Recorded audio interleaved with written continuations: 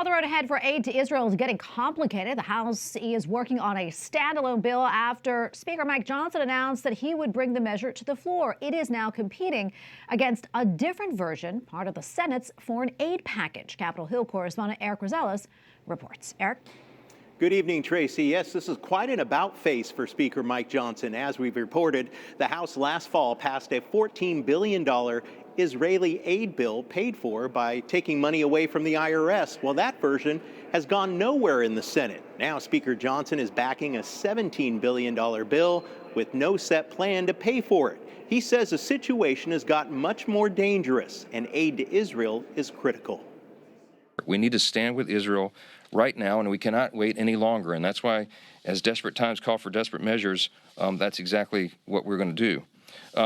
I want to say that also last night, the president shockingly threatened a veto of a standalone Israel bill. But members of the House Freedom Caucus are not on board, say Speaker Johnson is surrendering and questioning how it's going to be paid for. They posted, quote, Congress can pay for Israel aid by cutting funding to the United Nations, repealing the IRS expansion, repealing the Department of Commerce slush fund, or ending leftist climate change tax credits. House Democratic Leader Hakeem Jeffries claims the Speaker's plan undermines the Senate's bipartisan effort. But even the Senate's $14 billion Israeli aid bill, tied with money for Ukraine and new border policies, is uncertain. Some senators want conditions on any aid to Israel. We have always said that there will be limits on where we send aid and how that aid is used. That is part of federal law right now. It is also part of our responsibility under international law. Others want separate votes. We should handle all these issues separately. Particularly when it comes to Ukraine and Israel, there's different realities on the ground, likelihood of success. There's all kinds of different factors. This idea of lumping everything together in these bills, whether it's on the appropriation side or what we're talking now with the supplemental, I think is flawed. I think that people deserve to know where we stand on these things individually.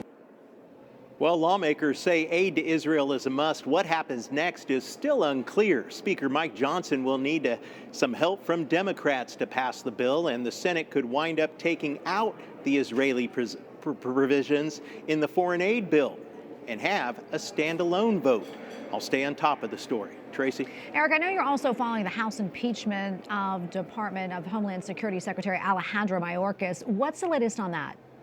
Well, I tell you what, after several hearings, the Republican-controlled House is taking up a formal vote tonight to impeach the DHS secretary. I've learned that several Republicans are going to vote no, simply because they say it's hypocritical to impeach Mayorkas after arguing against the same type of action during the Trump administration. Republicans can only lose a few votes tonight. I'll stay on top of that issue as well. At the Capitol, Erik Rosales, EWTN News Nightly.